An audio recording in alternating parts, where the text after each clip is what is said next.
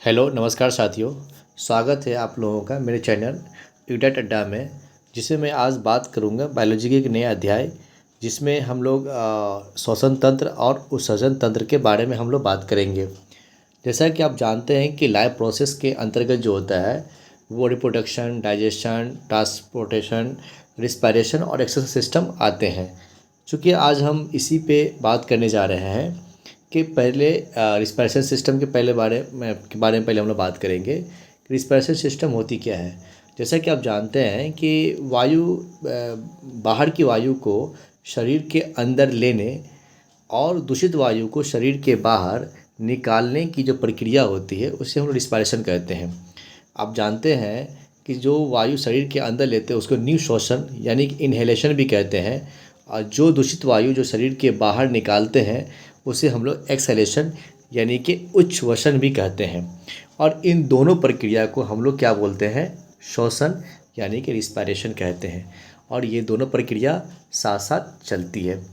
अब जैसा कि आप इस बात को भी समझ लें कि हमारे शरीर में हवा को अंदर और बाहर करने का जो कार्य होता है वो शरीर के हमारे अंग होते हैं जिनका नाम है ब्रोंकाली। ये इस माध्यम से ही होती है। अब चूँकि क्या होता है कि जब हम लेते हैं और ऑक्सीजन को कार्बन डाइऑक्साइड और कार्बन डाइऑक्साइड को ऑक्सीजन में जो परिवर्तन होता है वो एक एक्सचेंज सेंटर है। वो एक्सचेंज सेंटर को हम लोग क्या बोलते हैं, एल्वियोली। क्या बोलते हैं हम लोग, एल्वियोली। ओके, अब हम आगे बढ़ते हैं और हम बात करेंगे रिस्पायरेशन सिस्टम के बारे में। रिस्पायरेशन सिस्टम बेसिकली दो प्रकार के होते हैं, एरोबिक और एनारोबिक। जैसा कि नाम से भी अब क्लियर है कि एरोबिक रिस्पायरेशन सिस्टम क्या होती है, ऑक्सीजन के उपस्थिति में होती है और इसमें अंतिम उत्पाद के रूप में कार्बन डाइऑक्साइड और जल निकलता है। और एरोबिक रिस्पायरेशन सिस्टम क्या होती है, माइटोकॉन्ड्रिया के अंदर होती है। ये मानव और एरोबिक बैक्टीरिया के अंदर भी संपन्न होती है। वहीं एनारोबिक रेस्पिरेशन सिस्टम जो होता है वो ऑक्सीजन की अनुपस्थिति में होती है और इसमें अंतिम उत्पाद इथेनॉल और कार्बन डाइऑक्साइड होता है। ध्यान देने की बात है कि एनारोबिक रेस्पिरेशन सिस्टम में अंतिम उत्पाद के रूप में इथेनॉल और कार्बन डाइऑक्साइड होती है। और ये प्रक्रिया जो होती है कोशिका द्रव, जिसे अंग्रेजी में साइटोप्लाज्म भी कहते हैं, उसके अंतर्गत होती है। ये बेसिकली आपको ईस्ट, एनारोबिक बैक्टीरिया और ह्यूमन मसल्स के अंतर्गत होती है। ठीक है। अब मैं बात करूंगा कि रिस्पायरेशन सिस्टम में क्या होता है, ग्लूकोज का विखंडन होता है। ग्लूकोज का जो विखंडन होता है, जैसे कि आपको ये जान लें कि ग्लूकोज जो होती है वो ऑक्सीजन की उपस्थिति में अगर उसकी विखंडन होगी तो उसमें अंतिम उत्पाद के रूप में कार्बन डाइऑक्साइड, जल और ऊर्जा उत्पन्न होती है और ये माइटोकॉन्ड्रिया के अंतर्गत होती है। और ये ऑक्सीजन की अनुपस्थिति में अगर ये ग्लूकोज का विखंडन होता है तो अंतिम उत्पाद के रूप में इथेनॉल और कार्बन डाइऑक्साइड बनती हैं। वहीं ऑक्सीजन के अभाव में, मतलब ऑक्सीजन होती है लेकिन मात्रा उससे कम होती है, तो इस उपस्थिति में है कारणवश क्या होता है कि लैक्टिक अम्ल और ऊर्जा उत्पन्न होता है। चलिए अब हम बात करेंगे, चूँकि कुछ फैक्ट के बारे में बात कर लें। जैसे कि मनुष्य के सांस लेने की जो दर होती है, चूँकि ये बहुत ही कॉमन सी बात है, वो 1 मिनट में 12 से 15 बार होता है, बस इसे आप जान लें। ठीक है। वहीं मानव में श्वसन प्रक्रिया का जो नियंत्रण होता है मस्तिष्क के एक भाग होता है जिसका नाम है मेडुला ऑब्लांगेटा। ओके, तो मनुष्य के श्वसन की जो प्रक्रिया होती है मनुष्य के कौन सी भाग करती है, तो मेडुला ऑब्लांगेटा करती है। ओके, एक और ये भी बहुत ही इम्पोर्टेंट फैक्ट है कि मनुष्य जब सांस लेती है निःश्वासन में, इनहेलेशन की जो प्रक्रिया होती है जिसमें ऑक्सीजन की मात्रा जो होती है वो वायु में जो वायु लेते हैं उसमें जो ऑक्सीजन की मात्रा होती है वो अप्रॉक्सीमेटली 17% होता है। एक और बात आपको जान लें कि एरोबिक रेस्पिरेशन सिस्टम में क्या होती है, ग्लूकोज के 1 ग्राम अणु से एटीपी के 38 अणु बनते हैं। वहीं एनारोबिक रेस्पिरेशन सिस्टम में ग्लूकोज के 1 ग्राम अणु से एटीपी के 2 अणु बनते हैं। तो ये बहुत ही इंपॉर्टेंट फैक्ट है, कई सारे एग्जामों में पूछी जाती है, डायरेक्ट क्वेश्चन पूछ ली जाती है, इसे आप ध्यान रखेंगे। चलिए अब आगे बढ़ते हैं साथियों। हम बात करेंगे कुछ और फैक्ट के बारे में, जैसे कि मनुष्य किसके थ्रू सांस लेते हैं। तो आप तो जानते ही हैं कि मनुष्य जो है वो फेफड़ा से सांस लेते हैं। वही मछली जो होता है वो अपने गलफड़ा यानी कि गिल से सांस लेती है। मेढक के बारे में एक बहुत ही रोचक बातें हैं कि मेढक फेफड़ा और त्वचा दोनों से सांसें लेते हैं। जब मेढक पानी के बाहर होते हैं तो वो फेफड़ा से सांस लेते हैं, और वही मेढक अगर पानी के अंदर होते हैं तो वो त्वचा से सांस लेते हैं। वही छोटे छोटे कीट कीड़े पतंगे जो होते हैं वो जो सांस लेते हैं वो ट्रैकिया से लेते हैं। ओके, उसी प्रकार क्या होता है, जो पेड़ पौधे होते हैं, पेड़ पौधा जो होता है उनके अंदर जो ये जो श्वसन की जो प्रक्रिया होती है वो पौधे के अंदर, पत्ते के अंदर एक स्टोमाटा होता है, उसके थ्रू होती है। ठीक है, आप इसे ध्यान रखेंगे। चलिए अब हम बात करेंगे हृदय के बारे में। जैसा कि आप जानते हैं कि हृदय ये है हमारा, ठीक है। और हृदय में क्या होता है, जो शुद्ध रक्त और अशुद्ध रक्त दोनों प्रभावित होते हैं। एक तरफ से शुद्ध रक्त आते हैं, फिर शुद्ध रक्त क्या होता है कि पूरे शरीर में घूमने के बाद जो होता है वो अशुद्ध रक्त फिर वहाँ से बाहर पंप करते हैं। तो आप ध्यान देने की वाली बात है कि शुद्ध रक्त जो है वो हृदय में धमनी में बहते हैं, ठीक है। वहीं अशुद्ध रक्त जो है वो हृदय के शिरा में बहती है, ठीक है। अब ध्यान देने की बात यह है कि जो हमारे शरीर में जो होता है वो फुसफुसी शिरा होता है, जिसके थ्रू क्या होता है कि अपवाद है कि इसमें शुद्ध रक्त बहते हैं, और हमारे शरीर में जो फुसफुसी धमनी होती है उसमें क्या होता है कि अशुद्ध रक्त बहते हैं, ठीक है। ध्यान देने वाली बात यह भी है कि शिरा की जो दीवार होती है वो धमनी से पतली होती है, ये भी आप थोड़ा सा ध्यान देंगे। ओके, अब हम बात करेंगे रक्त परिसंचरण तंत्र के बारे में।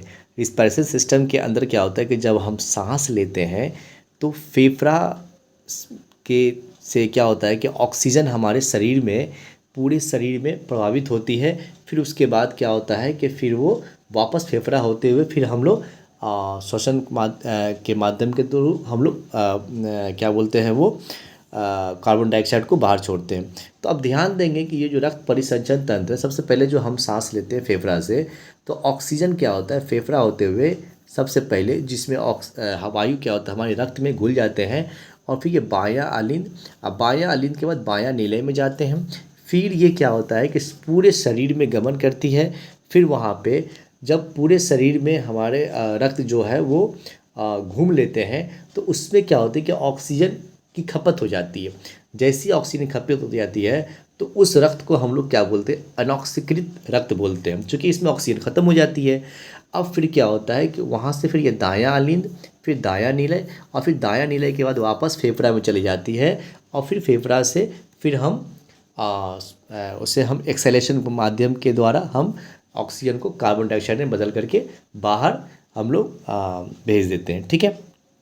एक बात, दूसरी बात ये है, ये भी आप जान लें कि ये हृदय के अंदर क्या होता है कि वो मतलब जो हमारा जो मतलब पार्ट है, ठीक है ना, जिसको उस वो क्या होता है कि बाइकस्पिड वॉल्व यानी कि द्विवल्नी कपाट होते हैं, और जो हमारे जो दायां जो हृदय का जो मतलब वॉल्व है उसको हम लोग त्रिवल्नीय कपाट कहते हैं, ठीक है।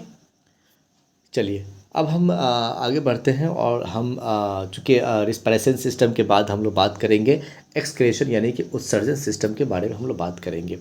जैसा कि आप जानते हैं कि अपापची प्रक्रिया के द्वारा निर्मित अपशिष्ट उत्पादों एवं अतिरिक्त लवणों को शरीर से बाहर करने की प्रक्रिया को ही हम लोग क्या कहते हैं, उत्सर्जन कहते हैं। अब हमारे शरीर में कई उत्सर्जी अंग होते हैं, जिनमें प्रमुख मुख्यतः किडनी, त्वचा, लीवर, बड़ी आंत और फेफड़ा है, ठीक है। तो मानव में मुख्य रूप से जो उत्सर्जी पदार्थ होते हैं वो क्या है, यूरिया, ठीक है। जैसे कि यूरिया को हम लोग समय समय पे अपने शरीर से बाहर क्या करते हैं, वो लोग बाहर निकालते रहते हैं। यूरिया के बारे में आप जान लें कि यूरिया एक कार्बनिक यौगिक है, जिसका रासायनिक सूत्र जो होता है NH2CO NH2 है। ठीक है, चलिए अब हम बात करेंगे कुछ ऐसे रोग हैं जो मूत्र प्रणाली से संबंधित हैं। ठीक है, जिसमें मुख्य रूप से एक है यूरोलिथियासिस और सिस्टोसोमियासिस। ठीक है, यूरोलिथियासिस जो होता है बेसिकली क्या होता है कि आपकी जो मूत्र प्रणाली है उसमें पथरी हो जाती है। ठीक है ना, तो इससे ही हम लोग यूरोलिथियासिस कहते हैं। ठीक है, और ये बेसिकली जो पथरी जो होती है वो कैल्शियम ऑक्सीलेट के कारण होती है, जिसका रासायनिक सूत्र जो होता है CaC2O4 होता है। ठीक है, वहीं एक सोमियासिस जो बीमारी है इसका एक अन्य नाम जैसे कि घोंघा बुखार भी कहा जाता है, और ये जो है आपको सिस्ट सोमिया नामक परजीवी के वजह से होती है। ओके, अब चूँकि कई बार जो होता है वो मूत्र प्रणाली के जो रोग हैं उसमें नेफ्रोटिक सिंड्रोम के बारे में भी कई बार चर्चा होती रहती है कि ये क्या होती है। तो बेसिकली क्या, नेफ्रोटिक सिंड्रोम अपने आप में कोई बीमारी नहीं है, बल्कि किडनी की कई बीमारियों का एक परिणाम है, उसका क्या है, एक रिजल्ट है। ओके, चलिए अब हम बात करेंगे नेफ्रॉन के बारे में। चूँकि किडनी के बारे में हम जानते हैं, तो नेफ्रॉन के बारे में बता दें कि नेफ्रॉन अपशिष्ट उत्पादकों को, ये नेफ्रॉन का ये ऐसा दिखता है चूँकि नेफ्रॉन क्या होता है किडनी में होती है। ठीक है ना, और नेफ्रॉन के बारे में ये जान लें कि नेफ्रॉन क्या होता है कि अपशिष्ट उत्पादकों को हटाने और रक्त में पानी, आयनों और छोटे छोटे अणुओं की सांद्रता को समायोजित करने में महत्वपूर्ण भूमिका निभाती है। आपको ये बात जान के बड़ी हैरानी होगी कि एक किडनी में लगभग 10 लाख से भी अधिक नेफ्रॉन होते हैं। ओके, एक किडनी में रक्त को फिल्टर करने और मूत्र का उत्पादन करने के लिए पर्याप्त मात्रा में नेफ्रॉन होते हैं। ठीक है, चलिए अब चूँकि चलते चलते मैं आप लोगों से कुछ MCQ डिस्कस कर लूँ। ठीक है, जैसे कि ग्लूकोज के एक अणु के पूर्ण ऑक्सीकरण से कितने ATP का अणु का प्राप्त होते हैं। तो मैं पहले भी अपने वीडियो में चर्चा कर दिया हूँ, इसमें कितने ATP अणु का प्राप्त होते हैं, तो 38। अब दूसरा क्वेश्चन आपके सामने है कि श्वसन कैसी प्रक्रिया है, अपचयन, उपचयन या उपयोग दोनों। आप इसका जवाब हमें कमेंट बॉक्स में देंगे। ठीक है, तीसरा सवाल आपके सामने है, फेफड़ों की कुल वायु क्षमता कितनी होती है। तो फेफड़ों की कुल वायु क्षमता 6 से 8 लीटर होती है। वयस्क मनुष्य में सामान्य रूप से दिल की धड़कन की दर क्या होती है। मेरे कहने का मतलब है कि एक वयस्क मनुष्य में 1 मिनट में कुल दिल की धड़कन कितनी बार धड़कते हैं। तो अप्रॉक्सीमेटली 72 से 80 बार जो होता है 1 मिनट में दिल की धड़कन धड़कती है। ठीक है, मैं उम्मीद करता हूं कि मेरे द्वारा जो आपको जानकारी दी गई होगी अच्छी लगी होगी। अगर आपको यह वीडियो अच्छा लगा हो तो मेरे चैनल को लाइक करें देंगे, अगर कुछ कमेंट करना हो तो कमेंट करेंगे, और अपने साथियों के बीच से शेयर कर देंगे और सब्सक्राइब कर देंगे। Thank you so much.